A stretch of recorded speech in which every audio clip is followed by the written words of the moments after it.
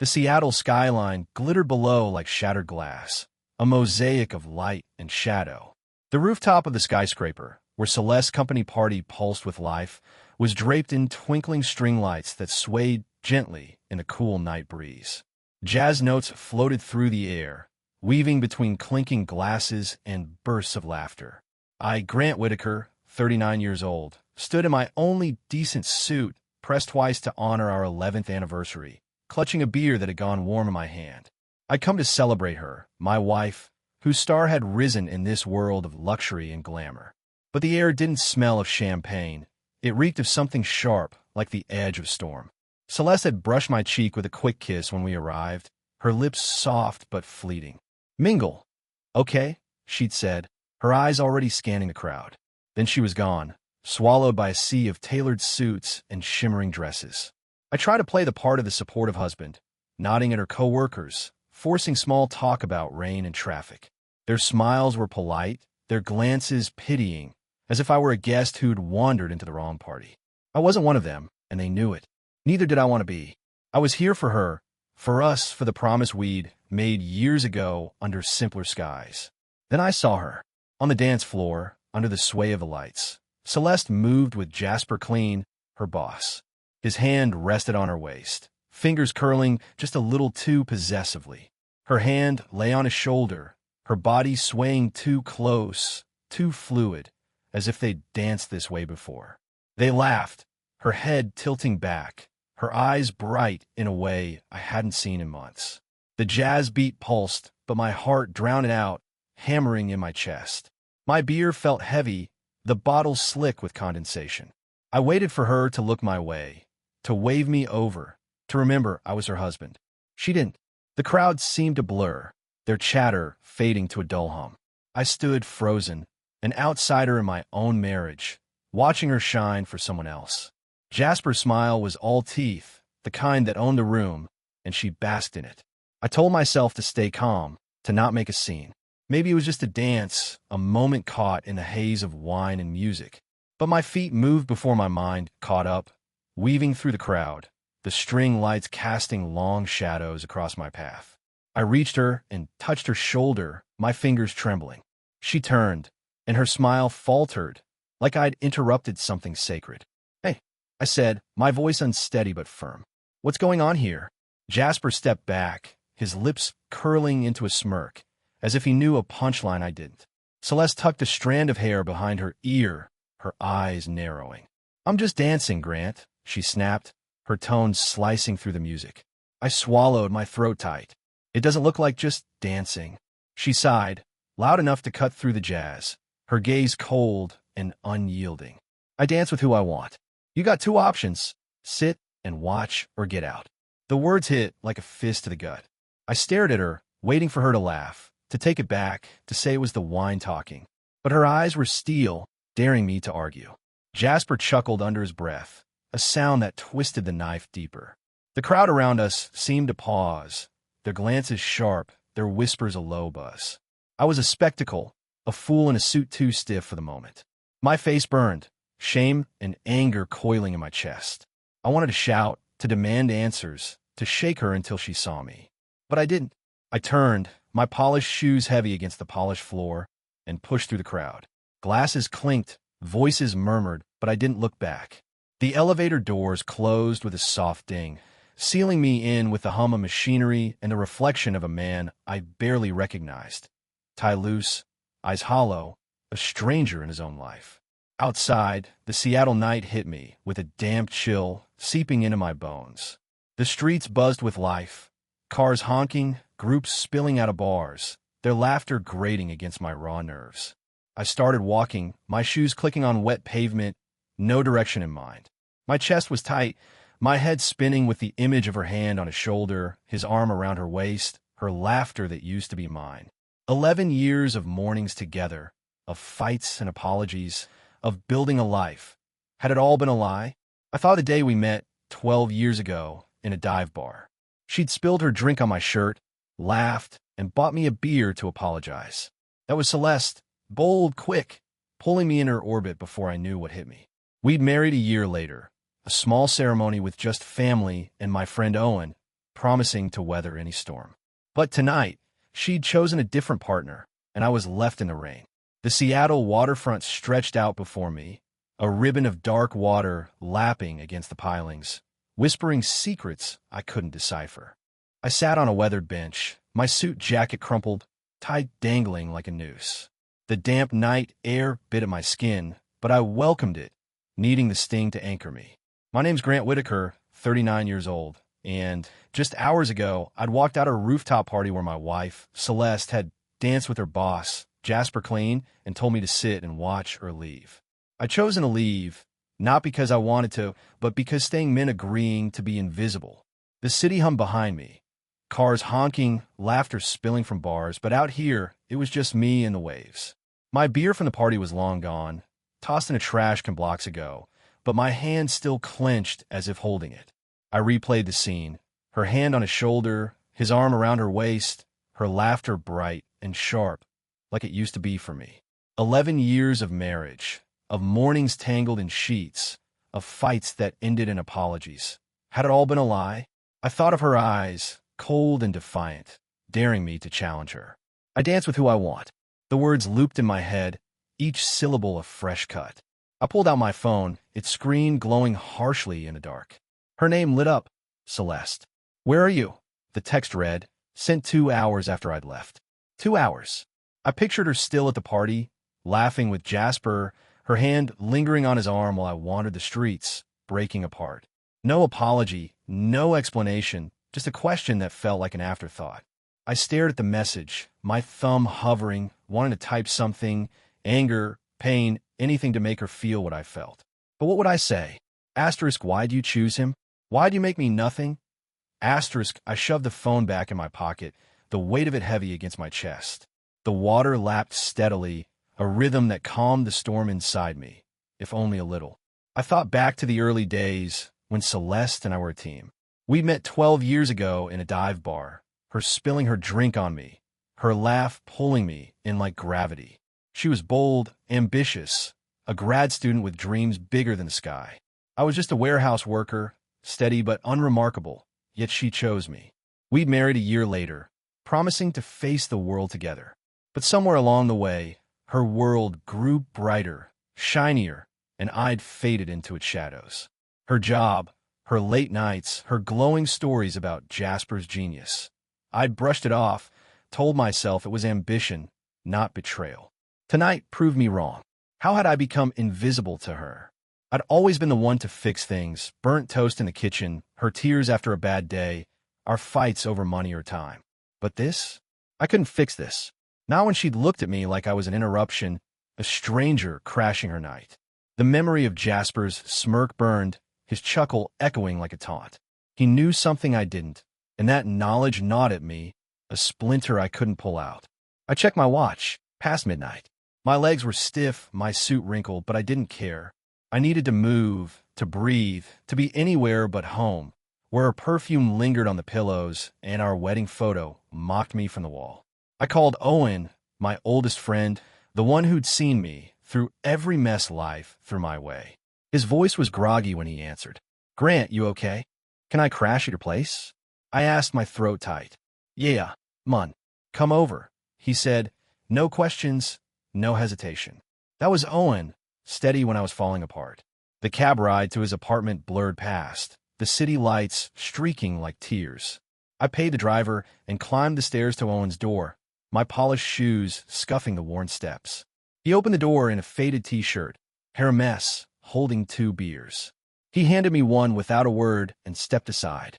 His place was small, cluttered with books and old furniture, but it felt safe, a refuge from the wreckage of my night. I dropped onto the couch, the springs creaking, and took a sip. The beer was cold, bitter, exactly what I needed. Owen sat across from me, his eyes quiet but sharp. "You want to talk?" he asked after a moment. I shook my head. "Not yet." He nodded, didn't push. "That's why I came here." He knew when to let the silence breathe. I leaned back, staring at the cracked ceiling, the beer bottle sweating in my hand. My mind wouldn't stop. I saw Celeste with Jasper, her body moving with his, her dismissal cutting me down. 11 years, and she'd never spoken to me like that before.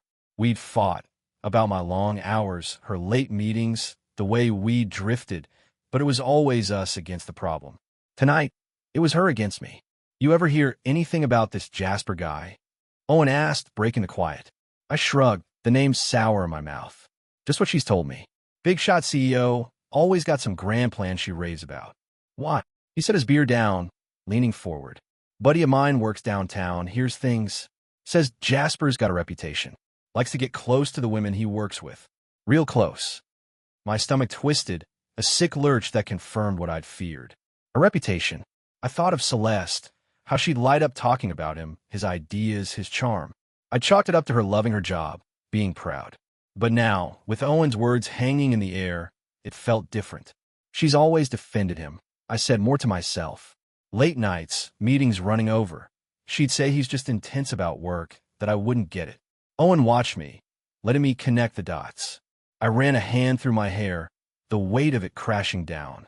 Was this new, or had I been too blind to see it coming? The late nights, her phone buzzing at odd hours, the way she'd snap if I asked too much.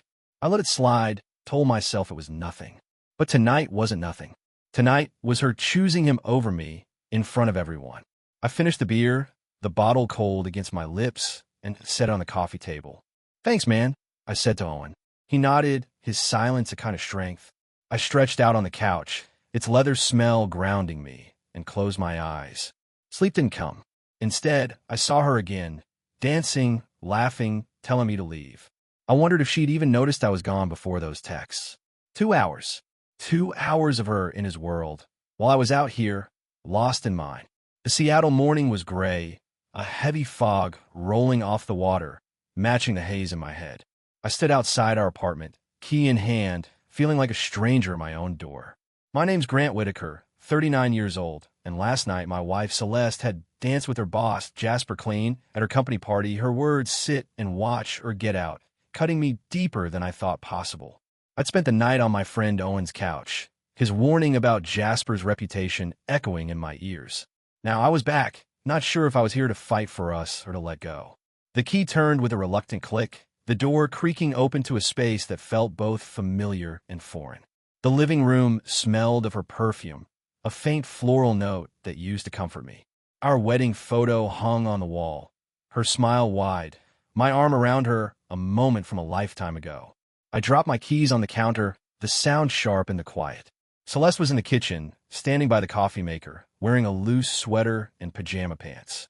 Her eyes flicked up, wide with surprise, then softened, but I saw the tension in her jaw. "Grant," she said, stepping toward me, her voice soft, almost pleading. She reached out, but I raised a hand, stopping her. "Don't," I said, my voice rough, scraped raw from sleepless night. She froze, clutching the edge of the counter, her knuckles pale. I stayed by the door, needing the distance, the wall on my back a makeshift shield. "Where were you?" she asked, her voice barely above a whisper. "At Owen's," I said, "after you told me to get out." Her cheeks flushed, a flicker of shame crossing her face. "I didn't mean it like that," she said, looking down at her coffee, the steam curling like a ghost between us. "Then what did you mean?" My voice rose, sharp and unsteady. "You were dancing with him, Celeste. His hands all over you, your laugh like I didn't exist.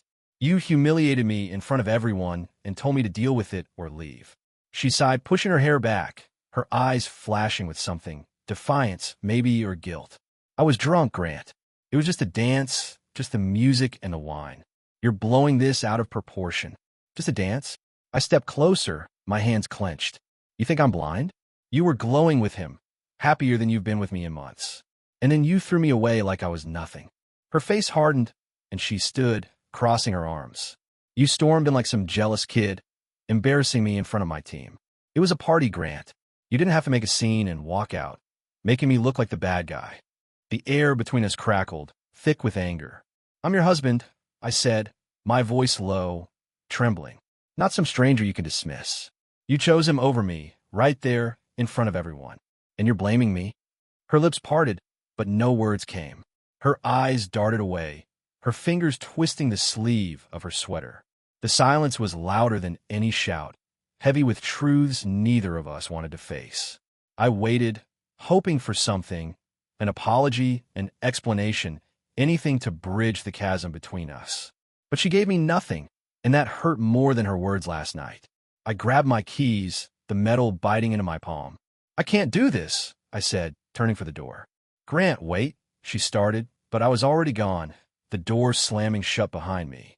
The street outside was damp, the fog clinging to my skin as I walked, no destination in mind.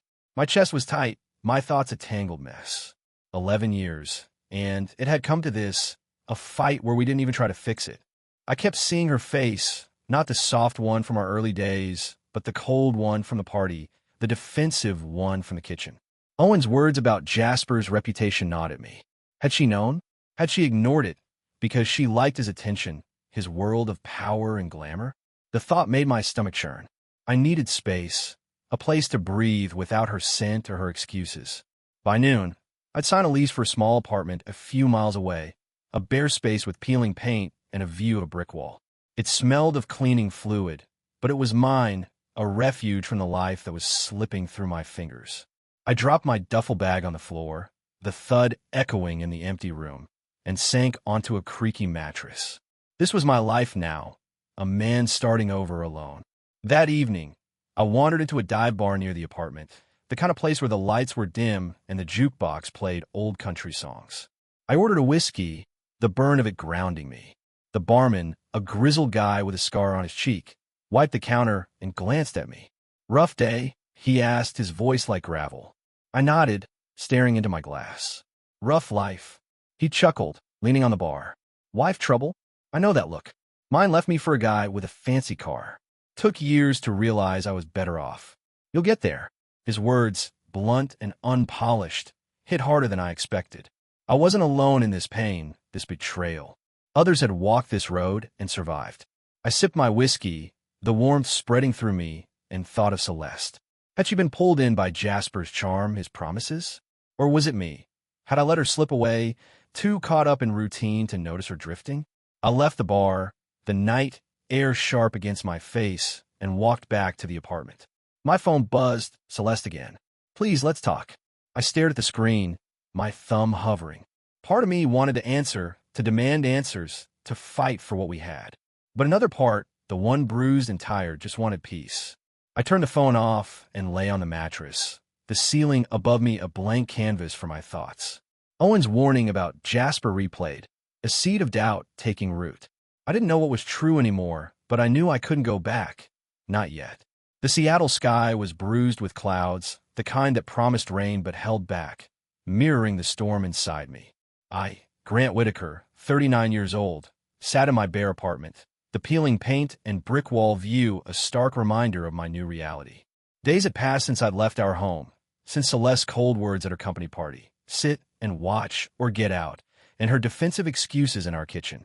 Owen's warning about her boss, Jasper Clean's, reputation lingered, a splinter I couldn't ignore. I'd moved here to find space, to breathe, but the weight of her betrayal followed me, heavy as the fog outside. My phone buzzed on the mattress, Celeste's name flashing again. "Please, let's talk." Her last message read, sent after I'd ignored her calls. I hadn't responded, not because I didn't want answers, but because I wasn't sure I could handle them. The barman's words from the dive bar echoed, his story of surviving his wife's betrayal, his gruff assurance that I'd get there too. It gave me a flicker of strength, but it wasn't enough to face her yet. I needed something to shift, some truth to anchor me. That morning, truth arrived like a thunderclap. I flipped on the TV, the news channel blaring. Seattle CEO Jasper Clean under investigation for harassment. His face filled the screen, that same smug smirk from the party, now framed by a reporter's grim voice. 3 women had come forward, accusing him of inappropriate advances, pressuring them for loyalty in exchange for career favors. My pulse quickened, Owen's warning now a reality. Jasper wasn't just a flirt. He was a predator, and Celeste had been in his orbit, glowing under his attention. Had she known? Had she been part of it? I sat on the mattress, the room closing in, my mind racing. The news cut deeper than I expected, not just because of Jasper, but because of what it meant for her. She defended him, stayed late for his meetings, laughed with him while I faded into the background. Was she a victim, a bystander, or something worse? I needed to know, not just for her, but for me, to understand what our 11 years have been built on. My phone buzzed again, another text from Celeste. Saw the news. I need to see you. Please. This time, I didn't hesitate. I typed back. Come to the apartment. 1 hour. My hands shook as I hit send, a mix of dread and resolve settling in my gut. This wasn't about saving us. It was about facing the truth, whatever it cost. She arrived on time, her knock soft but insistent. I opened the door, and there she was, pale, her hair pulled back, eyes red-rimmed like she hadn't slept either. She wore a plain coat, no trace of the glamorous woman from the party. "Grant," she said, her voice breaking, and stepped inside, her hands twisting together. I closed the door, leaning against it, needing the barrier. "Talk," I said, my voice flat, hiding the storm inside. She stood in the middle of the room, the bare walls making her look smaller, more fragile. "It's true," she said, her words rushing out. "What they're saying about Jasper." I didn't know the full extent, but I saw things, his flirting, how he'd push boundaries with other women. I thought it was just his way, part of the job's intensity. She paused, her eyes searching mine. Then he offered me a promotion, a big one, but he implied it would come with strings. I said no. Her words hit like a punch, sharp and disorienting. "Strings?" I asked, my voice low, barely controlled. "What did he want?" She looked away, her cheeks flushing. He didn't say it outright, but it was clear, closer loyalty, more time, more attention. I told him I was married, that I wouldn't cross that line. But I didn't report him. I should have. I stepped closer, anger rising. "Why didn't you? You saw him prey on others, and you stayed silent? You danced with him, Celeste, laughed with him while I was right there."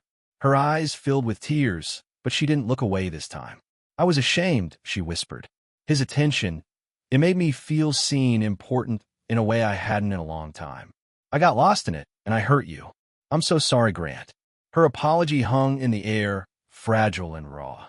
I wanted to believe her, to see the woman I'd married, but all I could see was her at the party, her cold dismissal, her choice to stand with him.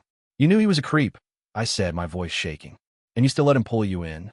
You made me feel like nothing, and now you're sorry because he got caught." She flinched, tears spilling down her cheeks. "I quit, Grant. I went to HR, gave a statement about what I saw, what he offered. I'm done with that world. I know I messed up, and I'll do anything to fix this." I stared at her, searching for lies, but her eyes were clear, her voice steady despite the tears. She was trying, I could see that, but the pain in my chest didn't ease. "You're too late," I said, the words heavy. "You could have stopped this before it broke us. I needed you to choose me, not him, not your job." "I know," she said, her voice cracking. "I hate myself for it." The room fell silent, the weight of her confession pressing down. I didn't know what to feel, anger, pity, or something softer I wasn't ready to name. I needed time, space to untangle this. "I can't do this here," I said finally. "Let's meet tomorrow, somewhere neutral. That coffee shop on Pine, 2 o'clock. She nodded, wiping her eyes. "Okay, I'll be there." She left, the door clicking shut, leaving me alone with the echo of her words. I sank onto the mattress, my head in my hands. The news about Jasper was a vindication, but it didn't heal the wound. Celeste's admission, that she'd craved his attention, that she'd stayed silent, cut deeper than her dance with him. But her rejection of his offer, her decision to quit, her tears, they were real, a glimpse of the woman I'd loved. I didn't know if we could rebuild, but I wasn't ready to walk away completely. Not yet. The Seattle coffee shop on Pine Street hummed with life, the scent of roasted beans and fresh bread wrapping around me like a fragile comfort. Grant Whitaker, 39 years old, sat at a corner table, my hands wrapped around a mug, the warmth grounding me. Yesterday, Celeste had stood in my bare apartment, confessing her role in Jasper Clean's world, her silence about his predatory behavior, her craving for his attention, her rejection of his offer for a promotion with strings. Her words had cracked something open in me, a mix of anger, grief, and a faint flicker of the love we'd built over 11 years. Today, I was here to decide what, if anything, was left of us. Outside, the city moved in a blur, people rushing, umbrellas bobbing in the drizzle. But inside, time felt suspended. I'd chosen this place for its neutrality, far from the ghosts of our apartment or the sterile walls of my new place. The news about Jasper's investigation still buzzed in my mind, a vindication that fell hollow. He was facing consequences, but didn't erase the image of Celeste dancing with him, her cold dismissal at the party, or the way she'd made me invisible. I wasn't sure if her tears and her quitting her job were enough to bridge the chasm between us. She walked in at exactly 2 o'clock, her coat damp from the rain, her face pale but composed. She spotted me, offered a hesitant smile, and slid into the chair across from me. "Thanks for meeting me," she said, her voice soft, her hands fidgeting with the edge of her scarf. I nodded, my throat tight. "Say what you need to say." She took a deep breath, her eyes locking onto mine, steady despite the tremble in her fingers. "I was cruel, Grant. That night at the party, I pushed you away, made you feel like you didn't matter. I was caught up in Jasper's world, in feeling seen, and I lost sight of us. I'm so sorry." Her words were raw, stripped of the defensiveness I'd heard in our kitchen fight. I leaned back, the mug warm against my palms, and let her continue. "I've hated myself for it," she said, her voice cracking. "Not just the party, but the months before, letting his attention fill a void I didn't even admit I had. I should have talked to you, fought for us, instead of chasing something that wasn't real."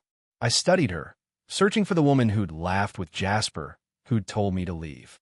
But I also saw the Celeste I'd met 12 years ago, bold and flawed, who'd spilled her drink on me and won me over with a smile.